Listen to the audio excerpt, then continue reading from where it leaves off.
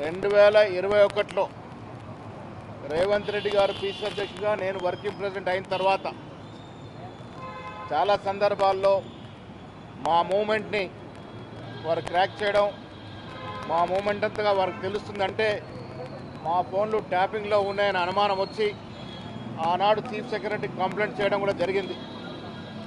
ఇవాళ వాస్తవాలు బయటకు వచ్చాయి.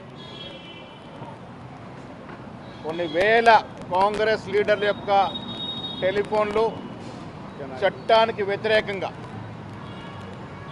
1885 టెలిగ్రాఫ్ చట్టానికి తూట్టు పొడుస్తూ దానికి వ్యతిరేకంగా ఒక ప్రజాస్వామ్యబద్ధంగా ఎన్నికైన ప్రభుత్వం ప్రజాప్రతినిధులు రాజకీయ నాయకుల యొక్క ఫోన్లు ట్యాప్ చేయడం అనేది హేయమైన చర్య, సిగ్గుతో తలవంచుకోవాల్సిన చర్య.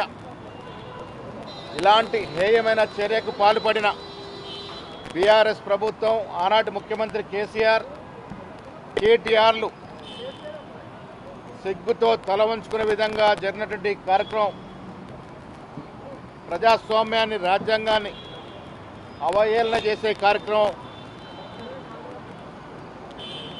ఏ రాజకీయ నాయకుడు, రాజకీయ పార్టీ ఉండకూడదు, మేమే ఉండాలి శాశ్వతంగాని ఒక చెడు ఆలోచనతో ఇలాంటి కార్యక్రమానికి స్వీకారం చుట్టినట్టుగా అర్థమవుతా ఉంది. మేము ఇవాళ అర్థమవుతోంది 2018లో మేము ఓడిపోవడం కారణం కూడా మా నాయకుల ఫోన్లను ట్యాపింగ్లో ఉండడం, ఎప్పటికప్పుడు వారి మూమెంట్ ట్రాక్ చేయడం వల్లే ఓడిపోయామనిపిస్తూ ఉంది. 2022 నుంచి సీనియర్ కాంగ్రెస్ నాయకుల ఫోన్లను కూడా ట్యాపింగ్లో ఉన్నాయి. ఇవాళ సిట్ అధికారులు చూపించిన లిస్టులో దాదాపు 650 మంది సీనియర్ కాంగ్రెస్ నాయకుల యొక్క ఫోన్లు ట్యాపింగ్లో ఉన్నాయి.